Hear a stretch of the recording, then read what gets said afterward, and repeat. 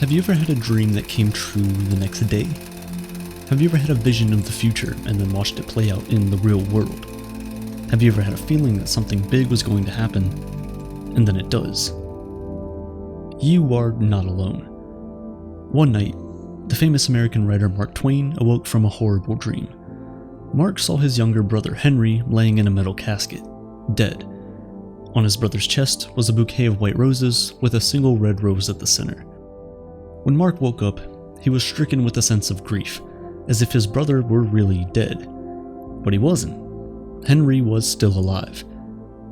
Still, his nightmare was so specific that it left Mark with a sensation of being more of a vision than a dream. The white roses with a single red rose at the center and the coffin being metal and not wood was particularly strange. At the time, wooden coffins were the standard. Mark was eventually able to calm himself down, and he dismissed this vision as only a dream. In the real world, Mark and Henry got a job working together aboard a river boat, but Mark was soon transferred to another vessel after he got in a fight with the boat's captain.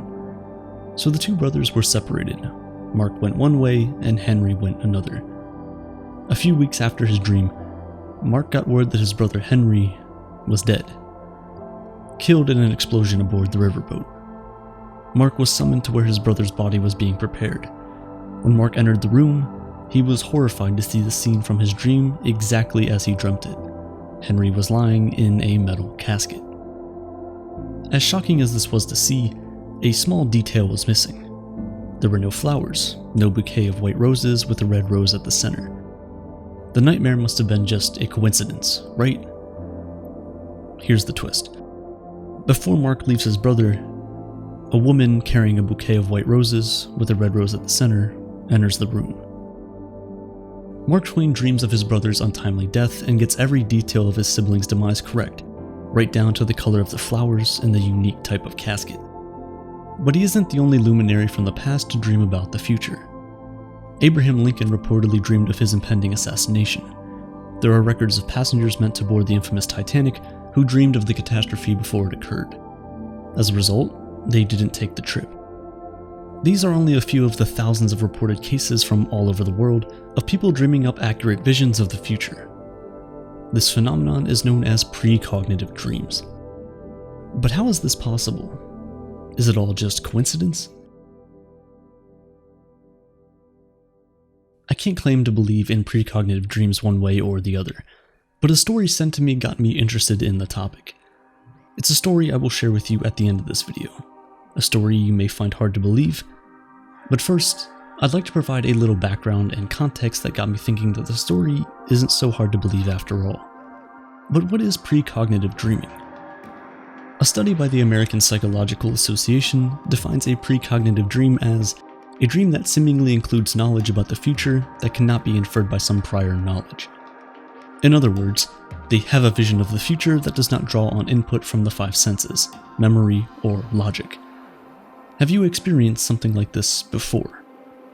It's likely that you have, and given the nature of dreams and the uncanny feeling they leave you with, chances are you remember them. Although precognitive dreams are categorized as paranormal, research suggests that they are quite common. Up to 38% of large samples of people reported having at least one precognitive dream. Women report having them more than men, and the frequency of them occurring seems to decline with age. In 1989, a meta-analysis published by paranormal investigators Charles Honorton and Diane C. Ferrari cited over 2 million trials conducted between 1935 and 1987 on 50,000 random participants. The goal was to discover if precognitive dreams are more than just coincidence. And the results are shocking. The study concluded that there was only a 0.0975% chance that coincidence had anything to do with the descriptions of future events offered by the participants. But is the ability to have these precognitive dreams so unbelievable? What if they are more akin to something like instinct?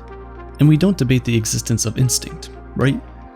Instinct almost always comes with a physical sensation. A study by Northwestern University investigated the hypothesis that human physiology can predict important future or emotional events. In this study, participants were shown pictures at random. On average, participants experienced physiological changes like sweating before they were shown a picture of a gun.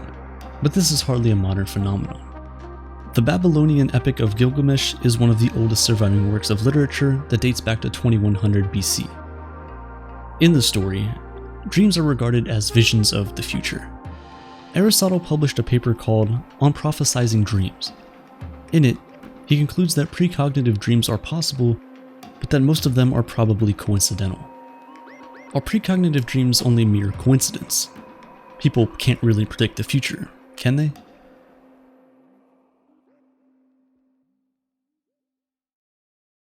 It depends on what you believe about time. When you're awake, does it feel like time is linear, moving forward, or is this an illusion? First, let's go with the assumption that it is linear. And if it is, then our ability to predict the future is impossible, right? The idea of knowing the future before it arrives is logically incoherent. Newtonian physics is built upon the concept of materialism. This is the assumption that matter is the basis of everything, so consciousness is merely a byproduct of physical processes. And this strictly physical world operates on the principle that time flows in one direction. This is known as the principle of causality. Thing A causes thing B, and thing B only happens because thing A caused it to happen. Your coffee mug shattered on the floor because you dropped it. Precognitive dreams violate the fundamental principle that an effect cannot occur before its cause. But this Newtonian materialist worldview has not been adopted by everyone. There's another theory, the theory that consciousness is a fundamental part of reality itself, and something so much more than a byproduct of brain activity. One of the most unbelievable theories in quantum physics is the theory that an observer can affect reality simply by the act of observing it. What's even more unbelievable is that this has been proven to be true. On the quantum level, it all comes down to qualia in quanta. Qualia is conscious awareness, and quanta is this discovery that objects observed at the quantum level are extremely sensitive to being observed. Nobody likes the feeling of being watched.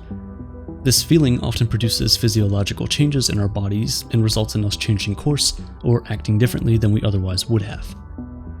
And you've probably heard of teleportation, which on the quantum level really is possible. It's much like Schrodinger's cat, where the cat is simultaneously alive and dead. The cat exists in two different states at two different times, simultaneously. You could think of precognitive dreams as the passing of information. And we know from our Wi-Fi signals that the passing of information can defy all kinds of laws, and what is being teleported in the quantum world is information, not matter. Newtonian physics and materialism simply cannot explain this phenomenon. But quantum physics can. Kind of.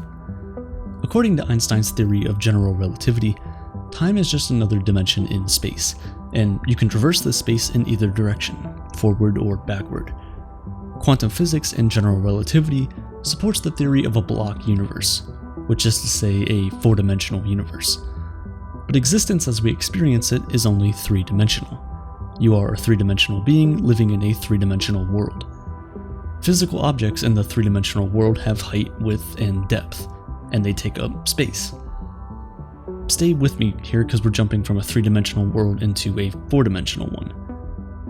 There is a four-dimensional space-time structure where time is just like space. Space and time both have coordinates, or addresses in space-time. Time does not have a tense as in past, present, and future, so all points in time are equally real. The past and future are no less real than the present. They are all occurring simultaneously. Like physical objects in the 3D world, time takes up space. This challenges the notion that the past already happened and so is gone forever. And the future doesn't exist yet, so it's inaccessible. This leads to the many worlds, or multiverse, theory.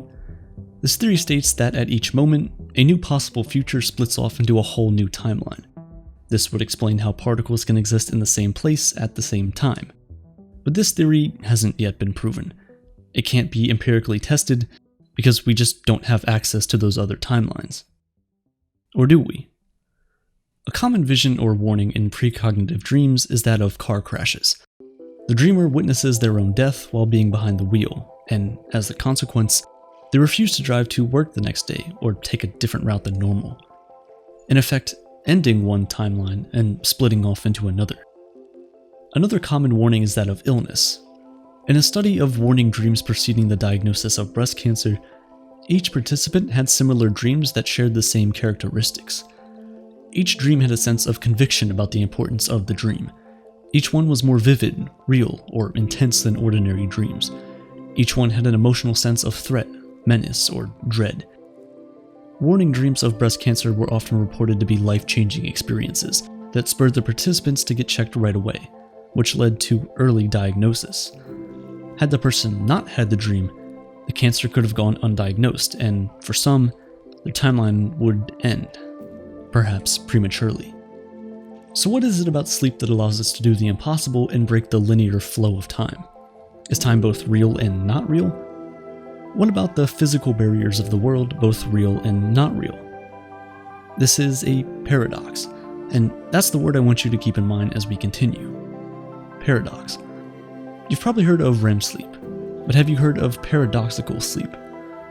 Paradoxical sleep is a part of the sleep cycle where the brain is incredibly active, but our body is unable to move. Brain scans indicate that the brainwave activity during this part of sleep is almost identical to brainwave activity while we're awake. For all intents and purposes, our brain thinks we are awake, and yet the body is, in effect, paralyzed. During this stage of sleep, the brain's limbic system is in overdrive. The limbic system contains the amygdala, the hippocampus, and the cingulate gyrus.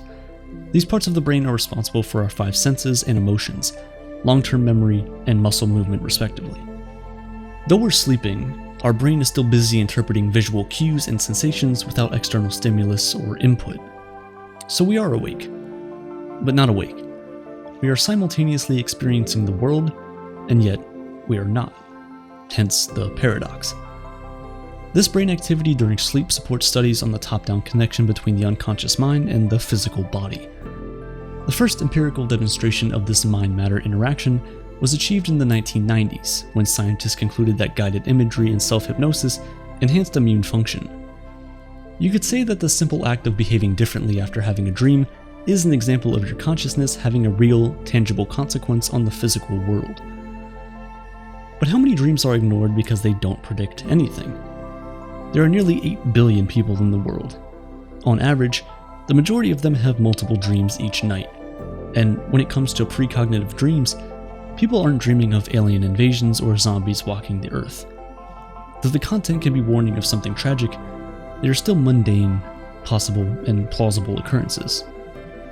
If that many people are having that many dreams, doesn't it stand to reason that every now and then, a dream is just a really good guess or coincidence? I'd like to leave you with the story I spoke of earlier, and let you decide. The following story happened in Montreal, Canada in 2022. After yet another negative pregnancy test, Bill and Kate had all but given up trying to have a baby. They had the dog, and that would be enough. But one night, Bill had a dream. In it, he held their dog in his arms, but when he looked down at it, the dog had a baby's head with a furry body. Bill doesn't tell Kate about the dream, until the moment he has to. In the real world, Bill and Kate take the dog for its morning walk. Kate stops when she notices the dog has something in its mouth. Kate bends down to see what the dog has found. She holds the something up to Bill, and Bill's jaw drops. In her hand, Kate holds a tiny doll with a baby's head and a furry body. Bill tells Kate about his dream. The couple races home where Kate takes the pregnancy test. Then another. And then another. All three came back positive. Bill and Kate are going to have a baby. Maybe, just maybe, we really can see the future.